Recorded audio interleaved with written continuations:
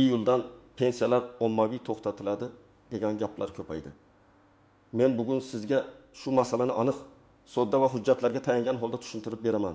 Kimning pensiyasi haqiqatan ham vaqtincha to'xtashi mumkin. Kim umuman xavotir olmasligi kerak.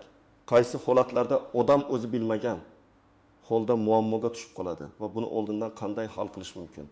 Bu ma'lumot nafaqat pensionerlar, balki ularning farzandlari, chet elda ishlayotgan yaqinlari, nogironlik pensiyasi oluvchilar, boquvchisini yo'qotgan oilalar va bank kartasi orqali pensiya oladiganlarning barchasiga tegishli.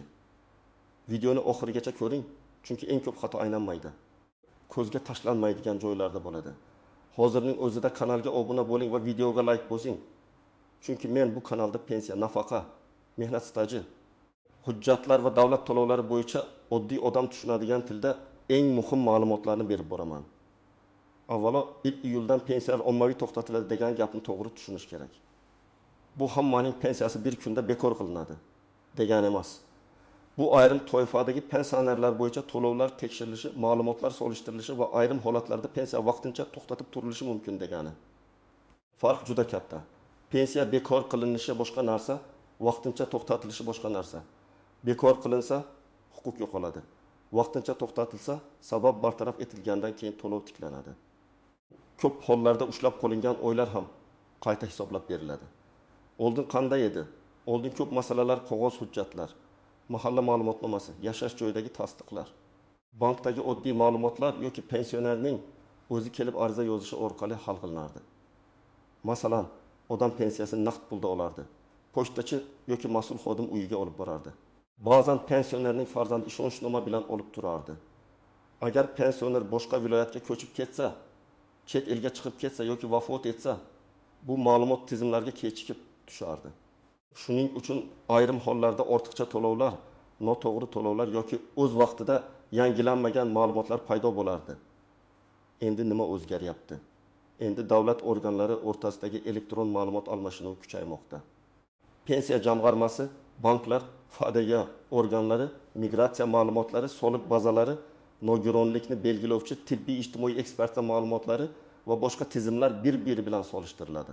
Ya'ni pensioner tirikmi? O'zbekistonda yashayaptimi? Nogironlik guruhi muddati tugamaganmi? Boquvchisini yo'qotgan bola o'qishni davom ettiryaptimi? Bank kartasi faolmi? Hujjatlarda ism sharif mosmi? Shu kabi savollar avtomatik tekshiriladi. Men bu yerda eng muhim narsani alohida aytaman. Agar sizning hujjatlaringiz joyida bo'lsa, pensiya olish huquqingiz saqlangan bo'lsa, yashash joyingiz, bank kartangiz, pasport ma'lumotlaringiz va boshqa ma'lumotlaringiz to'g'ri bo'lsa, faqat 1 iyul degan sana uchun vahimaga tushishingiz shart emas. Ammo agar hujjatlarda nomuvofiqlik bo'lsa, uzoq vaqt pensiya bo'limiga murojaat qilmagan bo'lsangiz, nogironlik muddati tugagan bo'lsa, ishonchnoma eskirgan bo'lsa yoki pensioner chet elda bo'lib, ma'lumotini tasdiqlamagan bo'lsa, albatta oldindan harakat qilish kerak. Birinchi navbatda nogironlik pensiyasi oluvchilar e'tiborli bo'lishi kerak. Chunki nogironlik pensiyasi doimiy bo'lishi ham mumkin, ma'lum muddatga berilgan bo'lishi ham mumkin. Masalan, bir odamga ikkinchi guruh nogironlik 1 yil muddatga belgilangan bo'lsa, u muddat tugagandan keyin qayta ko'rikdan o'tish kerak. Agar u men oldin pensiya olganman, demak davom etadi deb o'ylab, tibbiy ijtimoiy ekspertizaga bormasa, tizimda uning nogironlik maqomi muddati tugagan deb ko'rinadi. Natijada pensiya to'lovi vaqtincha to'xtatilishi mumkin. Oddiy misol keltiraman. Akmala aka 2023 yil avgust oyida ikkinchi guruh nogironlik olgan.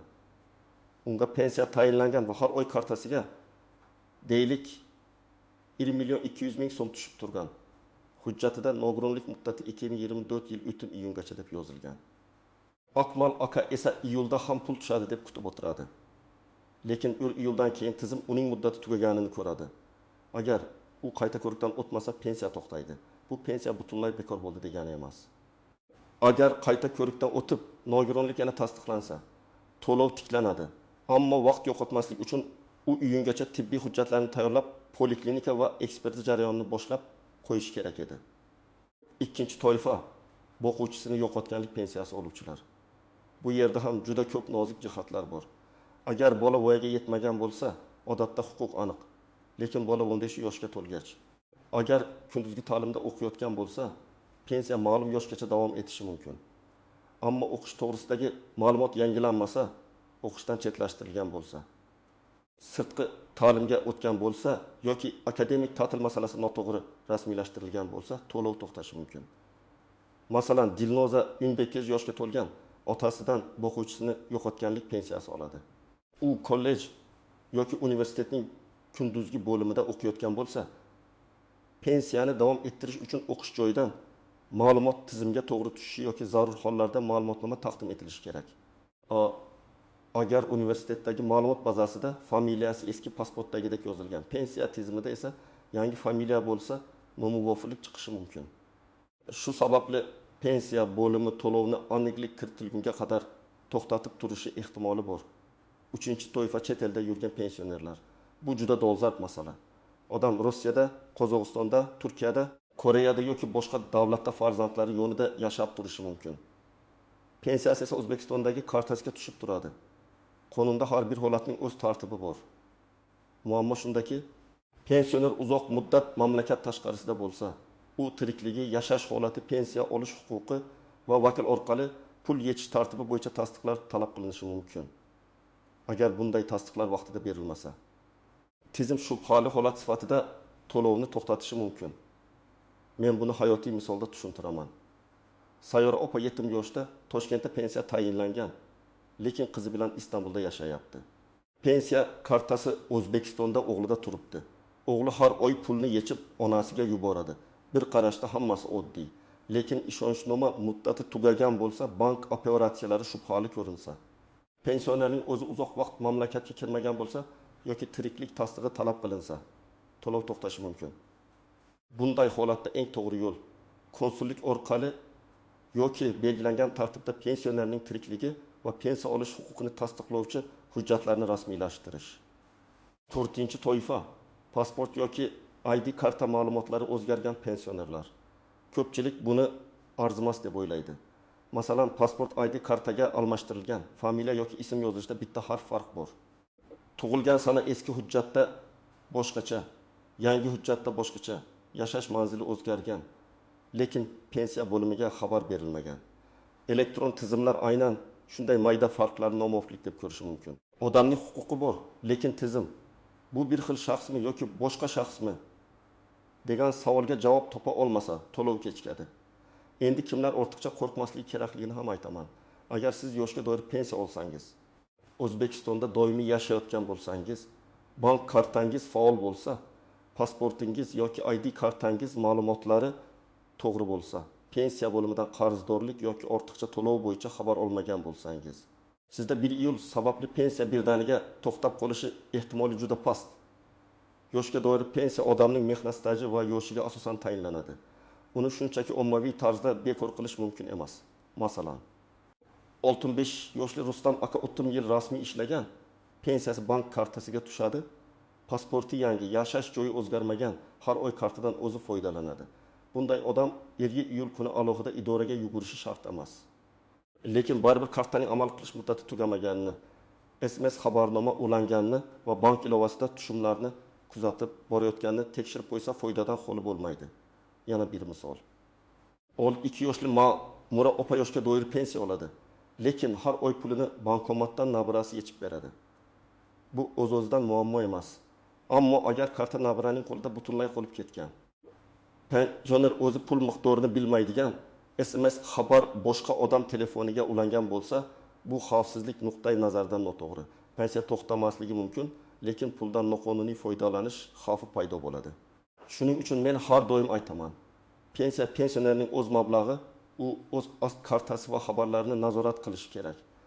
Eng katta xatolardan biri, odamlar pensiya to'xtasa, meni ro'yxatdan o'chirib yuborishdi deb o'ylaydi. Aslida ko'p holatda pensiya aniqlik kiritilgunga qadar to'xtatiladi. Masalan, FADAYO bazasida vafot etgan shaxs bilan ism sharif o'xshashligi chiqib qolishi mumkin. Bu kam uchraydi, lekin bo'ladi. Agar bir xil ism, bir xil familiya, bir xil tug'ilgan yil yoki eski hujjatlari chalkashlik bo'lsa, tizim tekshiruv talab qiladi. Bunday paytda pensioner vahima qilmasdan shaxsni tasdiqlovchi hujjat bilan pensiya bo'limiga borish kerak. Ikkinchi nozik nuqta, ortiqcha to'lov.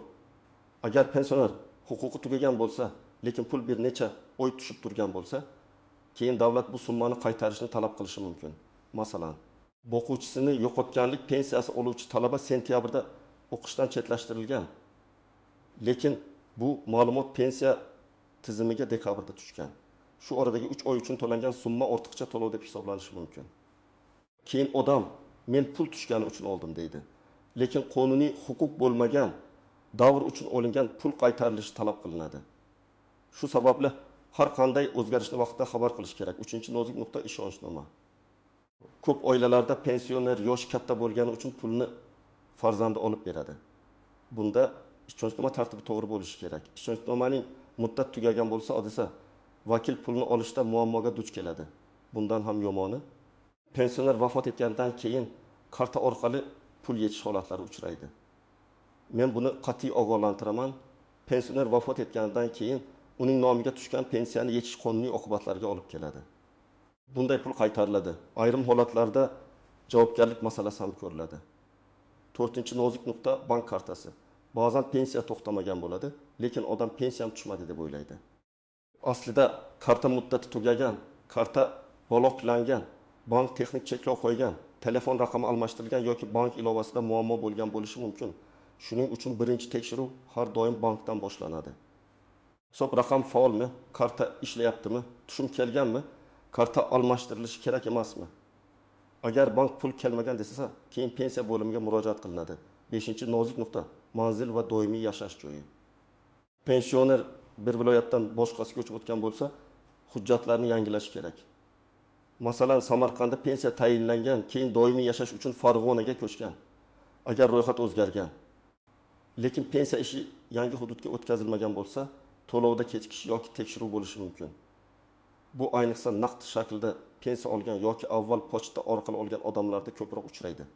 Endi eng muhim qismga o'tamiz. Siz hozir nima qilishingiz kerak?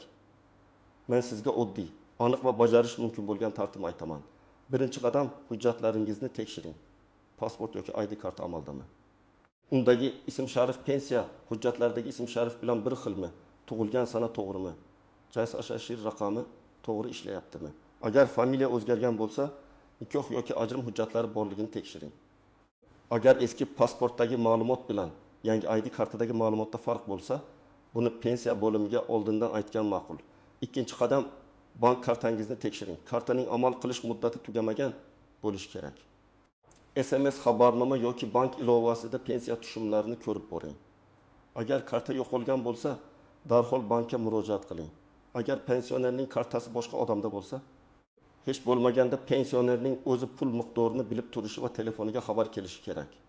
Bu nafaqat pensiya to'xtashi masalasi, balki pensionerning moliyaviy xavfsizligi masalasi hamdir. 3-qadam, nogironlik pensiyasi olsangiz, muddati tugaydigan sanani tekshiring. Tibbiy xulosalar, kasallik tarixi, poliklinika yo'llanmalari, analizlar va shifokor ko'riklari bo'yicha hujjatlarni oldindan tayyorlang. Muddati tugashiga bir necha kun qolganda emas, kamida bir oy oldin harakatni boshlang. Chunki shifokor ko'rigi, hujjat yig'ish, komissiya va elektron ma'lumot tushishi vaqt oladi. 4-qadam, boquvchisini yo'qotganlik pensiyasi bo'lsa, o'qish holatini tasdiqlang. Agar farzandingiz 15 yoshga to'lgan bo'lsa va kunduzgi ta'limda o'qiyotgan bo'lsa, o'qish joyidagi ma'lumotlar to'g'ri kiritilganini aniqlang. Zarur bo'lsa, o'qish joyidan ma'lumotnoma oling. Ma'lumotnomada talabaning ism-sharifi, tug'ilgan sanasi, ta'lim shakli, kursi, o'qishga qabul qilingan sanasi va hozir o'qiyotgani aniq yozilgan bo'lishi kerak. 5-qadam, chet elda bo'lsangiz, konsullik va pensiya bo'limi bilan aloqani uzmang. Agar pensioner uzoq muddat O'zbekistondan tashqarida yashayotgan bo'lsa, uning tirikligi va pensiya olish huquqini tasdiqlash tartibini oldindan bilib oling. Ishonchnoma kerak bo'lsa, uni qonuniy rasmiylashtiring. Ishonchnoma muddati, vakilning huquqlari va bankda foydalanish tartibini aniq belgilang. Og'zaki kelishuvga suyanmang. 6-qadam, pensiya bo'limiga murojaat qilganda arizani aniq yozing. Pensiyam tushmadi. Tekshirib bering deb umumiy gap bilan cheklanmaslik kerak. Arizada ism-sharif, pasport yoki ID karta ma'lumotlari, JSHSHIR, telefon raqami, pensiya turi, oxirgi marta qachon pensiya tushgani, qaysi bank kartasiga tushgani va muammo qachondan boshlanganini yozing. Agar siz vakil bo'lsangiz, ishonchnoma nusxasini ilova qiling. Agar nogironlik bo'yicha bo'lsa, tibbiy hujjatlarni qo'shing. Agar talaba bo'yicha bo'lsa, o'qish ma'lumotnomasini qo'shing. 7-qadam hamma javobni og'zaki emas, yozma yoki elektron shaklda olishga harakat qiling. Chunki og'zaki aytilgan gapni keyin isbotlash qiyin. Agar pensiya to'xtatilgan bo'lsa, sababini so'rang. Qaysi hujjat yetishmayapti? Qaysi ma'lumot nomuvofiq? Qaysi sanadan to'xtatilgan? Tiklash uchun nima qilish kerak? Bularning hammasini aniqlang. Sababni bilmasdan turib, idora yurish odamni charchatadi va vaqtni yo'qotadi. 8-qadam ortiqcha to'lov bo'yicha xabar kelsa, uni e'tiborsiz qoldirmang. Ba'zi odamlar javob bermasam o'tib ketadi deb o'ylaydi. Bu noto'g'ri. Agar siz rozi bo'lmasangiz, hujjatlar bilan e'tiroz bildiring. Agar haqiqatan ortiqcha to'lov bo'lgan bo'lsa, qaytarish tartibini, bo'lib to'lash imkoniyatini yoki pensiyadan ushlab qolish miqdorini aniqlang. Eng yomoni xatni olib javobsiz qoldirish. Yana bir amaliy maslahat, oilada pensioner bo'lsa, farzandlar yiliga kamida bir marta uning pensiya hujjatlarini tartibga solib chiqsin. ID karta nusxasi, bank kartasi ma'lumotlari, telefon raqami, yashash manzili, tibbiy hujjatlar, ishonchnoma, o'qish ma'lumotnomasi kerak bo'lsa, hammasi alohida papkada tursin. Bu oddiy ishdek ko'rinadi. Lekin pensiya to'xtab qolganda aynan shu tartib sizga bir necha kun yoki hatto bir necha hafta vaqtni tejab beradi. Demak, 1-iyuldan pensiyalar ommaviy tarzda hammadan olib qo'yiladi degan vahimali gapga ishonmang. Lekin tekshiruvlar kuchayishi, elektron ma'lumotlar solishtirilishi va hujjatida muammo bor ayrim pensionerlarning to'lovi vaqtincha to'xtatilishi mumkinligini jiddiy qabul qiling. Eng ko'p xavf nogironlik muddati tugaganlar.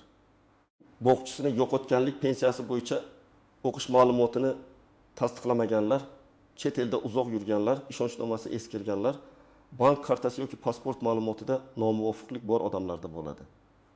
Men sizga maslahatimni aniq aytaman. Kutib o'tirmang, hujjatlaringizni hozirdan tekshiring. Bank kartangizni, pasportingizni, nogironlik muddati yoki o'qish ma'lumotnomasini, ishonchnomani va yashash manzilingizni tartibga keltiring. Agar pensiya tushmasa, avval bankdan, keyin pensiya bo'limidan sababini yozma ravishda aniqlang. Sabab aniqlansa, yechim ham tez topiladi. Sizning hududingizda pensiya to'lovlari bo'yicha qanday muammolar bo'lyapti? Pensiya kechikdimi? To'xtadimi yoki hujjat so'rashdimi? Izohlarda yozib qoldiring. Men keyingi videolarda eng ko'p uchrayotgan savollarga alohida javob beraman. Videoga like bosing, kanalga obuna bo'ling va bu ma'lumotni ota-onangiz, qarindoshlaringiz va pensioner tanishlaringizga yuboring. Chunki bitta vaqtida berilgan maslahat bir oilani katta ovoragarchilikdan saqlab qolishi mumkin.